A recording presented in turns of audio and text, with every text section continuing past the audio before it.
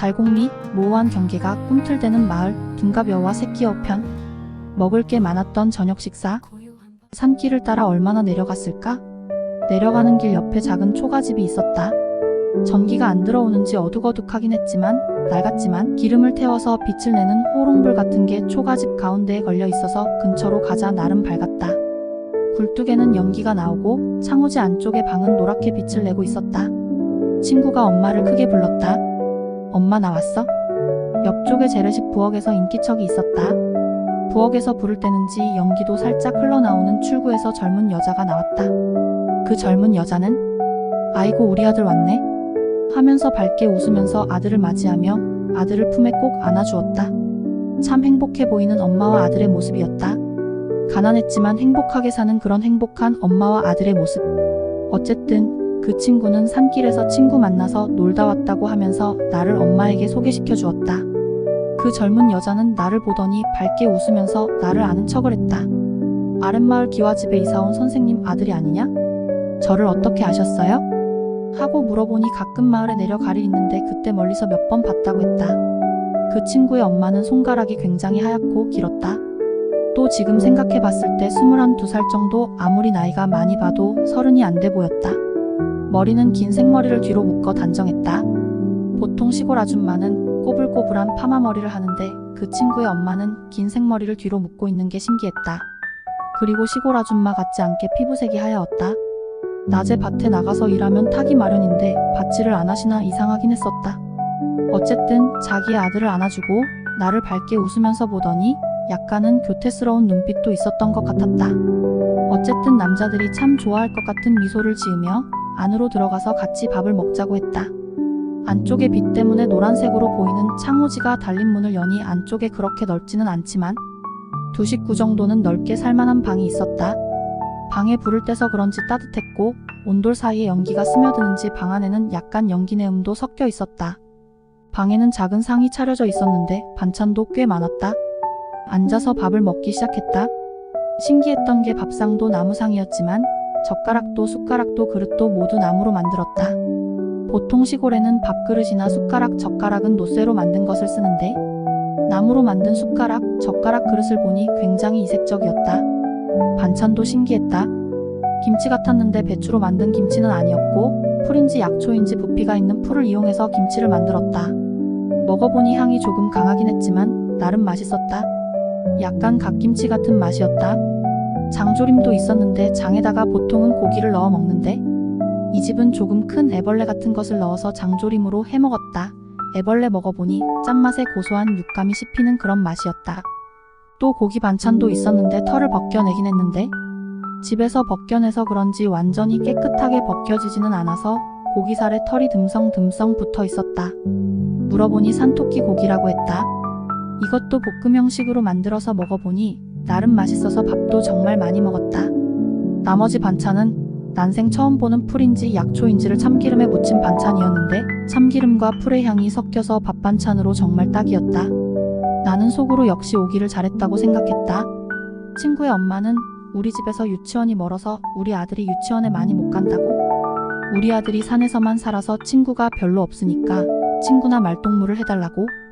가끔 산에 놀러오면 들리라고? 뭐 이런 얘기를 했는데 모두 다 아들이 엄마와 단둘이 산에 살아서 외로우니까 같이 친구를 해줘라는 아들을 많이 생각하는 사랑하는 엄마의 마음을 절절히 나에게 전했다. 그렇게 나의 의식은 흐려져 갔었다.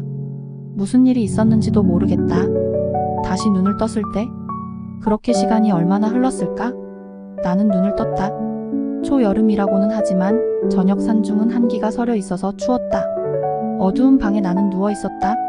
친구와 엄마와 신기한 반찬과 맛있는 저녁 식사를 한 것까지는 기억이 난다.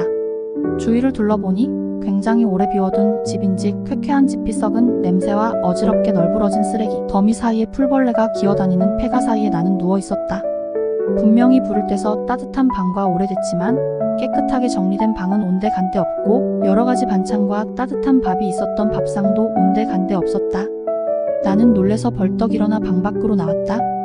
좀 전까지 창호지는 깨끗하게 최근에 발라져서 팽팽하게 덮여 있었는데 언제부터 버려졌는지도 모르게 너덜너덜 구멍이 나 있었고 거뭇거뭇대도 타 있었다.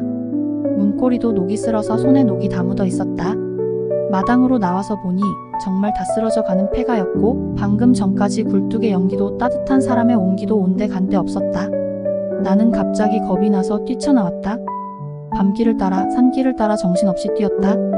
마음이 급한지 집으로 가는 길이 멀었다. 언덕도 많아서 숨이 찼다. 한참을 내달렸었을까? 무당 누나 집을 지나 산사를 지나 우리 집이 보였다. 정신없이 방문을 열었다. 엄마가 부엌에서 나오시더니 어디 갔다 왔냐고 걱정했다는 듯이 말씀했다. 땀을 뻘뻘 흘리면서 숨을 헐떡거리던 나는 문득 시계를 봤다. 6시가 조금 넘어 있었다. 겨우 6시가 조금 넘어 있었을 뿐이었다. 어둑어둑해질 시점에 산에서 놀다가 친구 집에서 밥 먹고 잠깐 잠들었고 집까지 정신없이 뛰어왔음에도 겨우 6시가 넘어 있었다. 시간이 안 가도 너무 안 가 있는 게 이상했다. 산이라서 해가 일찍 져서 그럴 수도 있지만 초여름이라 해도 길어서 해가 지는 시점은 늦어도 6시 즈음이었다. 아무리 그래도 시간이 너무 안 가 있었다. 이게 무슨 일이지? 왜 그랬을까? 어쨌든 엄마는 밥은 먹었냐고 물어보시더니 저녁밥을 차려주셨다. 나는 아무 생각 없이 앉아서 숟가락을 들었다. 이게 도대체 무슨 일인가? 엄마는 내가 조금 늦긴 했지만 학교에서 놀다 온 줄 알았고 이 정도면 그래도 정상적인 시간에 들어왔구나 하며 대수롭지 않게 생각하시는 듯 얼떨떨한 나를 보면서 무슨 일이 있었냐고 물어봤다. 나는 아무 일 없다고 하면서 밥 숟가락을 떴다. 하지만 밥이 제대로 넘어가지도 않았고 방금 밥을 먹고 와서 매우 배가 부른 상태이기도 했으므로 밥도 먹는 듯 마는 듯하고 이불을 깔고 누웠다. 정말 이상했다. 내가 잠깐 꿈을 꾼 것인가? 하는 생각도 들었다. 얼떨떨한 생각에 빠져 잠이 들었다. 정말 이상한 하루였다. 다음날 아침이 되었다. 어제의 일은 정말 이상했지만 그래도 늘 그랬던 것처럼 해가 떴고 나도 늘 그랬던 것처럼 세수하고 옷 입고 유치원에 갔다. 유치원에 가서 수업을 듣다가 똥이 마려워서 화장실을 갔다. 똥을 싸고 무의식적으로 싸놓은 똥을 보았다. 어제 먹었던 나물무침이랑 애벌레 껍데기가 소화가 안 됐는지 똥이랑 같이 섞여 있었다. 똥을 보면서 다시 한번 생각했다. 어제는 진짜 있었던 일이 맞는데? 나는 집으로 돌아와서 마루에 누워 어제 있었던 일을 곰곰이 생각하다가 마침 옆에 계시던 할아버지한테 어제 있었던 일을 말씀드렸다. 할아버지는 한참 생각하시더니 말씀하셨다. 여우 새끼한테 홀렸었구만. 너한테 해코지 안 하디? 나는 그냥 일어나는 대로 그냥 집으로 뛰어왔다고 하니까. 그래도 그놈이 네가 새끼라 해코지를 못하고 재워놓고 도망쳤구만. 하시더니 그 새끼 여우는 지가 아직 사람인지 짐승인지 구분을 못하고 있구먼 하시면서 껄껄 웃으셨다. 여우 어미도 얼마나 놀랬겠어? 친구라고 데려왔는디 사람 새끼를 데려왔으니 껄껄껄껄. 그래서 급한 대로 처녀로 둔갑은 했구먼 껄껄껄껄. 총각들 홀릴 때나 그런 모습으로 둔갑하는디 껄껄껄껄. 앞으로는 산에 혼자 다니지 말거라 껄껄껄껄. 나는 어이없다는 듯이 할아버지를 보면서 말했다. 진짜 사람이었고요. 내가 사람이랑 짐승도 구분 못할 만큼 어리지는 않아요? 할아버지는 껄껄 웃으시면서 알았다고 말씀하셨다. 그리고는 더 큰 소리로 웃으셨다. 불행인지 다행인지 그 일이 있은 이후로는 나는 그 친구를 다시는 보지 못했다.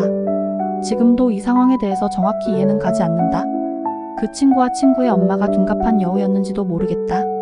모든 것을 다 차지하더라도 내가 기억하는 것은 아들을 몹시나 사랑했던 젊은 엄마의 마음, 그게 사람이든 짐승이든 자식 새끼를 끔찍이 아끼는 것은 마찬가지구나라는 것만이 기억난다.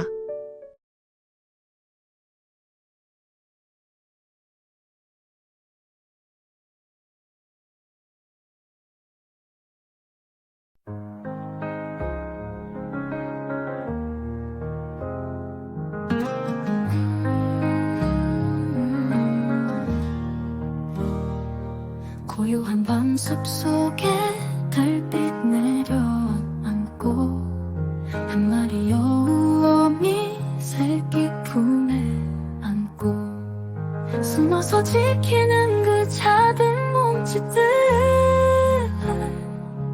밤을 두려워하지 않는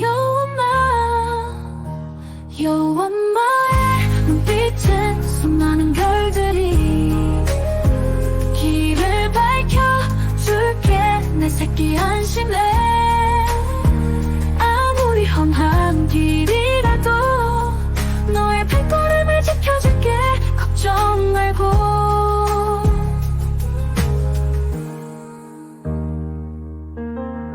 모든 걸 걸고 너를 키운 내 시간 잎새 사이 바람 소리 우리만의 신호 네가 내 뒤를 따르는 그 발자국 내겐 더없이 소중한 약속 You're 엄마의 눈빛엔 수많은 별들이 길을 밝혀줄게 내 새끼 안심해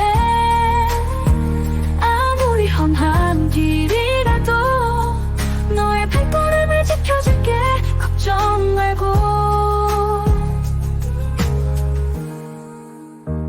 언젠간 네가 커서 떠나는 날이 와도 혼자 설 수 있도록 강해져야 해 이 길의 끝은 보이지 않지만 엄마의 사랑으로 넌 길을 찾을 거야 어두운